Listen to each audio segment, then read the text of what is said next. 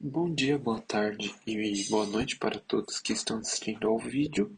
Eu sou o Fábio e comigo está aqui o Lucas e hoje iremos apresentar um pouco mais sobre o processo de fabricação de xícaras como trabalho final da matéria de processamento de materiais cerâmicos da UFABC.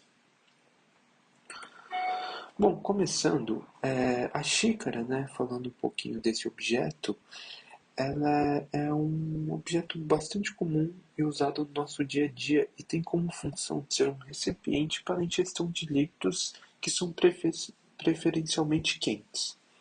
Por esse motivo, as xícaras elas têm que ser feitas de materiais que aguentem essa amplitude térmica. Existem xícaras feitas de cerâmicas, de plásticos, de vidros, de cobres e até de aços inoxidáveis. Mas o nosso trabalho ele vai focar no processo de fabricação de xícaras feitas de porcelana. Agora falando um pouquinho da porcelana, a porcelana ela é um produto que surgiu ali na China antiga e ela era fabricada através de dois minérios, o feldspalto e o caule. Hoje as porcelanas elas são compostas das seguintes matérias-primas: caule, feldspalto, quartzo e também muitas das vezes é adicionado argila. As porcelanas elas têm como a sua principal utilização é na fabricação de louças e utensílios. É, Isso se deve por conta das propriedades e características que ela já possui, como uma baixa porosidade, baixa absorção de água, um alto conteúdo de fase vítrea depois da queima, uma alta densidade, elas têm elevado nível de resistência mecânicas, elas são translúcidas e são de cor branca. Para a obtenção da porcelana para a xícara, o nosso trabalho irá focar na porcelana feita das seguintes matérias-primas: o caule, o feldspalto e o quartzo. O caule ele é um minério composto por um grupo de silicatos e tratados de alumínio, principalmente caulinita e aloicita. E é obtido por dois tipos de genes: o caule primário, que é oriundo de alterações de rochas in situ, e o caule secundário, que são formados pela deposição de materiais aluminossilicatados em alguma bacia sedimentar. Já o feldspalto é o termo empregado para denominar um grupo de minerais constituídos de aluminosilicatos de potássio, sódio e cálcio. No Brasil, os pegmatitos têm sido a principal fonte de feldspalto. A fase estável da sílica, a temperatura ambiente, é conhecida como o quartzo alfa e é um dos minerais mais abundantes da crosta terrestre, sendo cerca de 12%. Ela ocorre na composição das rochas magmáticas, sedimentares e metamórficas na forma monocristalina, na forma policristalina e também na forma amorfa. O beneficiamento das porcelanas segue em geral o seguinte caminho. Então, os pós-cerâmicos, nesse caso aqui é o caule, o feldspalto e o quartzo, eles passam por uma secagem. E aqui eu trago um exemplo de uma secagem feita em estufa. Depois disso, o próximo passo depende do pó, né, que vai ser utilizado, ele precisa passar por um processo de moagem. E aqui, como exemplo, eu trago a moagem por um moinho de martelo. Depois é feita uma peneiração para obter os grãos de pós mais homogêneos. Pela literatura pesquisada, foi visto que o caule, o feldspalto e o quartzo, utilizados para uma confecção de uma porcelana, eles são submetidos a um peneiramento em peneiras de 100 mesh. O último passo para obter os pós-cerâmicos é passar pelo processo de separação magnética para eliminar possíveis minerais de ferros e outros minerais e outros componentes presentes de ferro.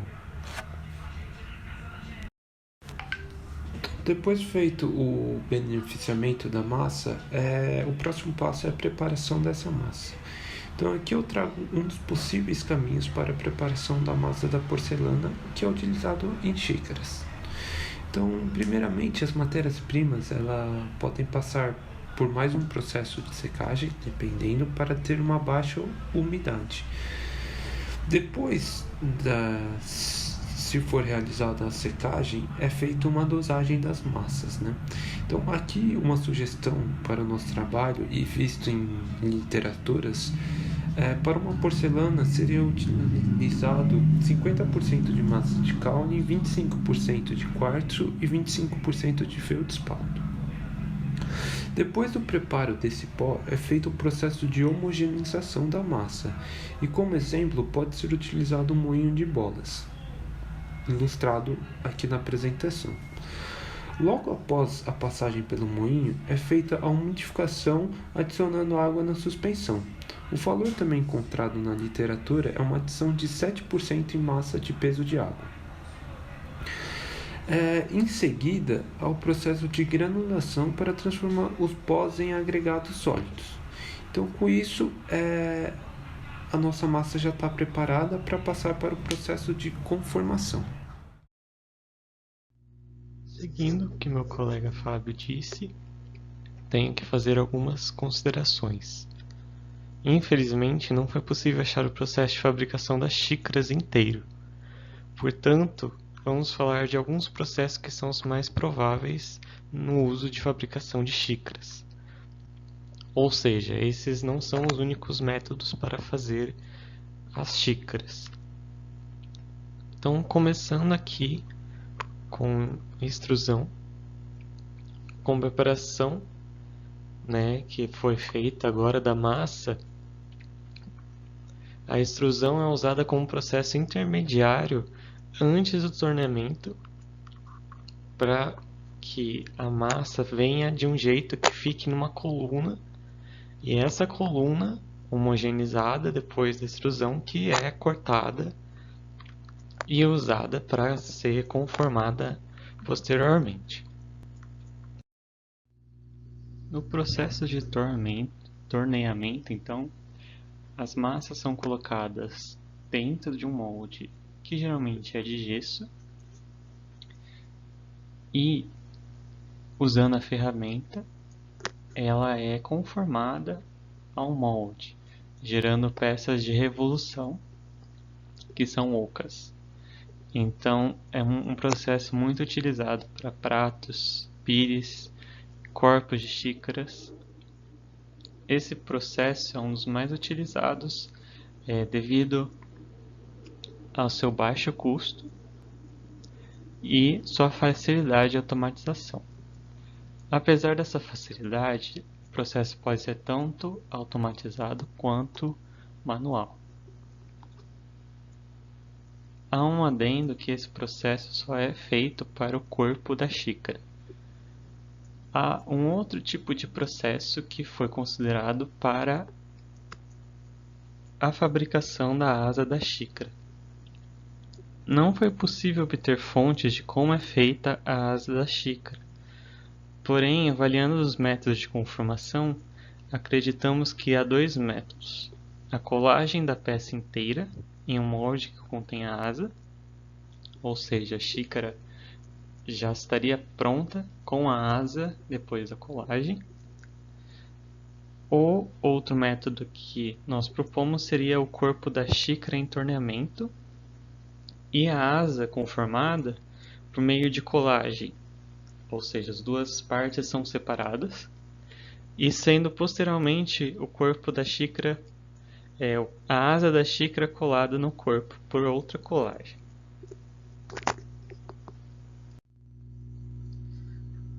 Depois de ter feito o processo de torneamento, de conformação, vem a etapa de secagem. Nela tem esse processo de retirar a maior parte da água da massa, e ela deve ser feita de forma bem lenta e gradual, para que não ocorra nenhuma tensão desigual dentro da massa e assim não haver defeitos. Tem que ser de forma bem lenta e gradual, E, como exemplo, um artigo Análise microestrutural de porcelana tradicional por Bruno Carlos Alves Pinheiro, a massa da amostra que ele tinha no artigo foi seca numa estufa a 110 graus num período de 24 horas. E isso nem era uma das mais lentas, então é um processo bem lento.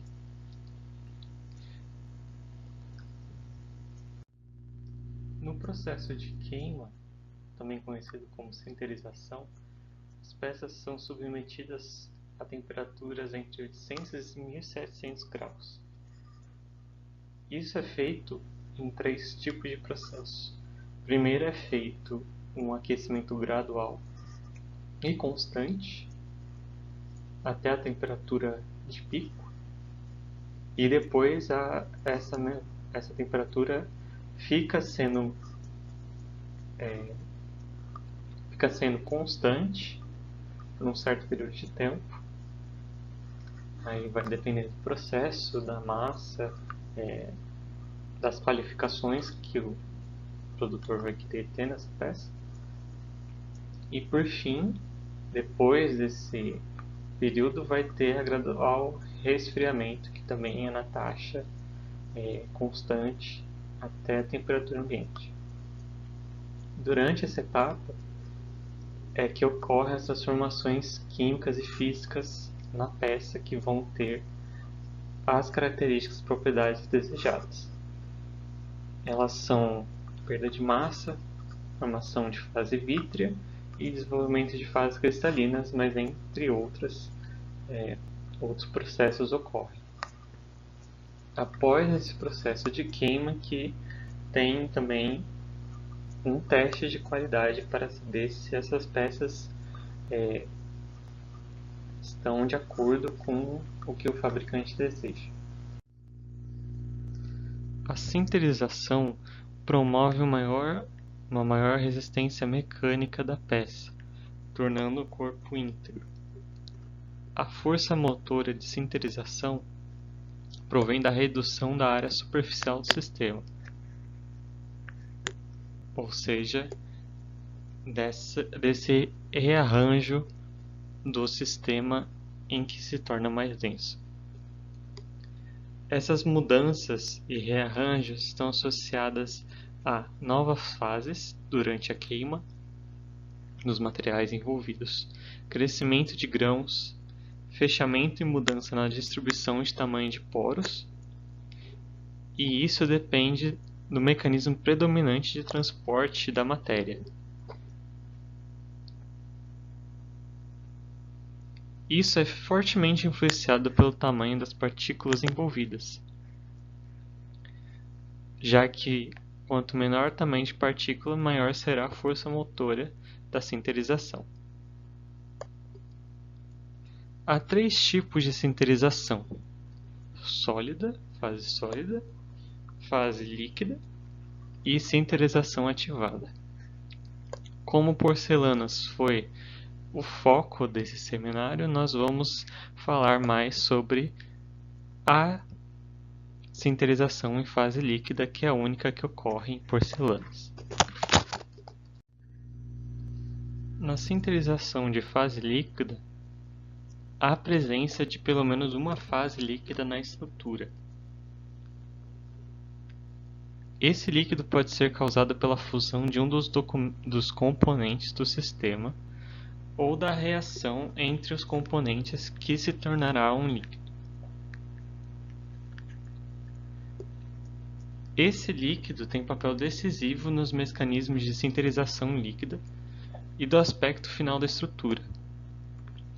O líquido formado aproxima as partículas, e essas podem rotacionar, ou seja, o líquido é diretamente responsável pelo rearranjo das partículas do sistema em uma configuração mais densa. Essa sinterização líquida é intensificada quando a solubilidade do líquido no sólido e uma alta difusividade. Esses requisitos podem aumentar a taxa de transporte de massa e contração do material utilizado. O processo de acabamento é onde os produtores finalmente conseguem decorar as suas peças de cerâmica, incluindo as xícaras, se essa for necessária. Como a porcelana é um material que por si só já é, digamos, belo, nem todas as xícaras são necessariamente decoradas. Mas também, como o status da porcelana é de ser um material belo, de ser de certo status, ele é decorado para assim aumentar seu valor para poder ser vendido por maiores preços do que se fosse somente uma xícara sem decoração. Além disso, no processo de acabamento, as xícaras são embaladas e enviadas para o consumidor. E aqui estão as referências que foram usadas nesse trabalho. Agradecemos a todos e esperamos uma boa noite, ou bom dia, ou uma boa tarde.